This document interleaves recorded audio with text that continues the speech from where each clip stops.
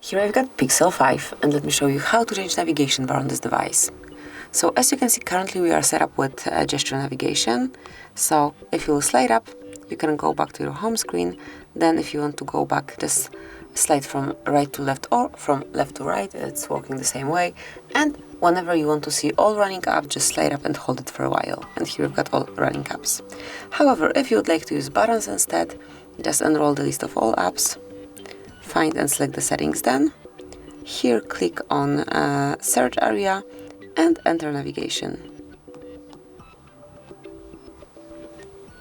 Then select system navigation. And here you can smoothly switch between modes by using free button navigation right here. Here you've got the button navigation, or you can go back to gesture navigation the same way. So this is it. This is how you can change a system navigation. Then when you're in buttons, the square icon is for recent items, triangle is for going back, and circle is for home screen.